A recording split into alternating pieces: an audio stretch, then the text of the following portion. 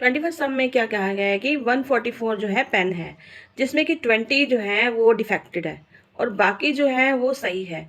अब नूरी एक लड़की है, वो पेन लेने गई है, तो वो क्या पेन अच्छे खरीदेगी कि डिफेक्टेड पेन खरीदेगी? इसमें क्या हुआ कि शॉपकीपर जो है उसने एक पेन जो है निकाल दिया।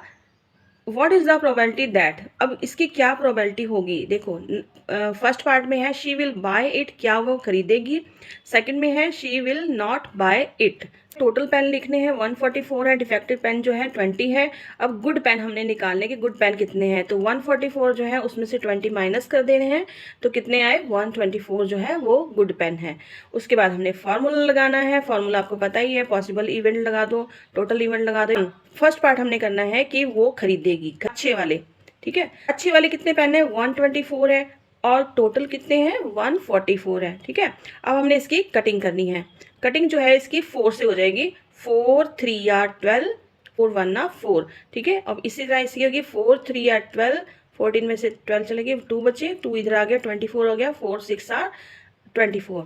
नेक्स्ट है सेकंड में। सेकंड पार्ट में देखिए, कह रही है कि नहीं खरीदेगी। कौन से नहीं खरीदेगी? जो खराब वाले हैं। नहीं, खराब वाले कितने हैं? 20 है। कितने में से? 144 में से, ठीक है। अब देखिए, इसको 4 से हम कटिंग करेंगे। 4 5 आर 20, 4 3 आर 12, 14 में से 12 चलेंगे, 2 बच गए, 24 हो गया, 4 6 आर 24 हो गया, ठीक है। ये इसकी कटिंग जरूर आपने शो करनी है, नहीं तो आपके मार्क्स नहीं लगेंगे। बेटा ये 22 जो सम है वो जो है एग्जाम्पल नंबर 13 से है, ठीक है। ये जब मैं आपको एग्जाम्पल करवाऊंगी ना, तब मैं आपको ये सम समझाऊंगी। देखिए बेटा, जो 23 जो क्वेश्चन है उसमें कहते हैं कि एक जो कॉइन है रुपीस का, तो उसके मतलब कि 3 बार उसको उछाला गया, ठीक है। अब हनीफ है ना, वो जीतता है।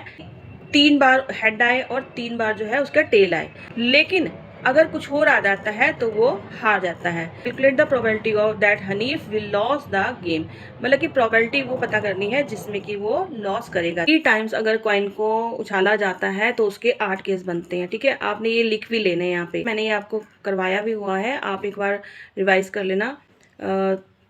ठीक है, कितने बने? 1 2 3 4 5 6 7 8, 8 केस बनते हैं अगर 3 बार उसको उछालते हैं तो, ठीक है।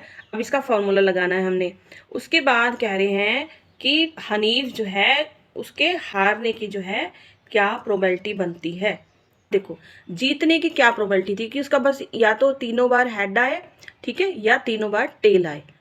इन दोनों को हम साइड पे कर देते हैं। कि जो बचेंगे ना, देखो बेटा, 1 2 3 4 5 6 हमने इस तरह से यहाँ पे लिख लेना है, ठीक है। 6/8 लेक जो बच जाएंगे ना, वो हमने यहाँ पे लिखने हैं, ठीक है। उसको लिख के फिर जो है हमने इसकी कटिंग कर देनी है। 2 3 आर 6, 2 4 आर 8, तो 3/4 हरीफ के हारने की पॉसिबिलिटी बन जाती है।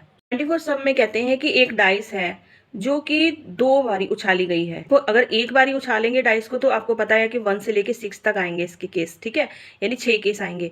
लेकिन अगर 2 बारी उछाली गई है, 6 केस आएंगे, ठीक है। अब कह रहे हैं कि what is the probability that, क्या प्रोबेबिलिटी बनती है। तो फर्स्ट पार्ट में पूछ रहे हैं कि 5 will not come up either time, मतलब कि वो कह रहे हैं कि 5 तो आना ही नहीं चाहिए। आपने चाहो तो ये अगर टाइम होगा बोर्ड के एग्जाम में तो आप ये बना सकते हो, ठीक है, जो मैंने रूल आपको समझाए थे, ठीक है। ये 36 बनाने हैं, इस तरह से बनाने हैं। अगर नहीं टाइम है तो कोई बात नहीं, आप टोटल जो है 36 कर सकते हैं यहाँ पर, ठीक है। अच्छा, अब करने क्या है, लेकिन उसमें थोड़ा काउंट करने में आपको प्रॉब्लम हो जाएगी जब आप करेंगे।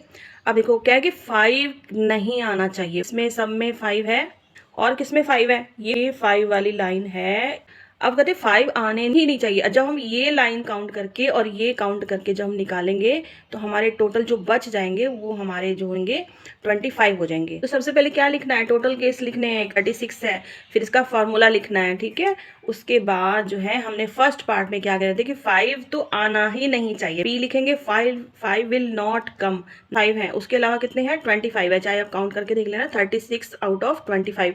अब इन दोनों की कटिंग तो होगी नहीं, तो फिर फर्स्ट पार्ट का यही आंसर होगा। सेकंड पार्ट में कह रहे हैं कि भाई 5 तो एटलीस्ट वंस, यानी कि 5 कम से कम एक बार तो आ जाए, 5 होना चाहिए। तो देखिए अब 5 होना चाहिए तो इसमें हम 5 काउंट करेंगे, बाकी नहीं काउंट करेंगे।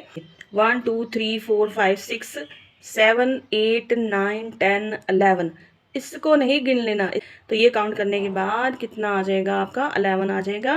और 11 कितने में से, 36 में से, तो 11/36 इसका आंसर है, क्योंकि इसकी 25th सम में जो है वो कह रहे हैं कि करेक्ट और इनकरेक्ट जो है वो उसका पता लगाना है। तो फर्स्ट पार्ट में कह रहे हैं कि 2 कॉइन है जिसको कि टॉस किया गया है, लेकिन उसके 3 जो है केस बन रहे हैं, लेकिन 3 केस थोड़ी बनते हैं, उसके तो 4 केस बनते हैं। अगर 2 कॉइन है उसको 2 बारी उसको उछाला गया है तो उसके 4 केस बनेंगे। अगर 1 कॉइन उछाला गया है तो उसके 2 केस बनेंगे। अगर 3 बार उछाला गया है तो उसके कितने बनेंगे, 8 केस बनेंगे।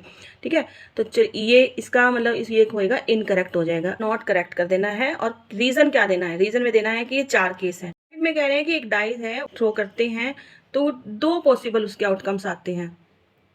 ठीक है, तो 2 थोड़ी आते हैं उसके, तो उसके तो 6 आते हैं कि एन ओड नंबर होता है और एक एन इवन नंबर होता है। भाई हाँ, ये तो बात सही है। चलिए पता करते हैं कैसे सही है। अब अच्छा एक मिनट रुको। अच्छा, ये साथ में कह रहे हैं कि उनकी जो ओड नंबर होगा ना उसका आंसर 1/2 होगा। ठीक है, अब हमने इसको करेक्ट क्यों किया, देखो करेक्ट हमने इसलिए किया क्योंकि उन्होंने ओड नंबर भी 1/2 इसका आंसर आना चाहिए। ठीक है, इसमें ओड नंबर कितने हैं, 1 2 3, ये जो है ऑड नंबर है। 3 हमने यहाँ पे लिखा। टोटल कितने हैं, 1 2 3 4 5 6, टोटल जो है डाइस में 6 होते हैं। ठीक है, अब इसकी कटिंग कर दी, 3 1 ना 3 3 2 आर 6। तो बेटा इसके साथ ही जो है एक्सरसाइज आपकी 14.1 जो है खत्म होती है। और बेटा मेरी बात सुनो, आपके पेरेंट्स ना बहुत ही मेहनत करके पैसे लगाते हैं आपकी पढ़ाई में, तो आप प्लीज़ आप बहुत मेहनत करिए। और इसके जो एग्जाम्पल्स हैं 1 से लेकर 13 तक उसकी स्टडी भी करनी है, वो भी मैं आपको करा दूंगी। Thank you so much for watching my video. मिलते हैं नेक्स्ट वीडियो में। बेटा ये मुझे कमेंट में आपने इसका आंसर देना है। जैसे इसमें हारने की प्रोबेबिलिटी जो है इसमें बताई थी कि 6 थी। अब अगर हमने इसमें जीतने की प्रोबेबिलिटी करनी हो, देखो यहाँ पे और यहाँ पे, ठीक है रहेगा, कमेंट बॉक्स में जरूर बताइए। Thank you so much.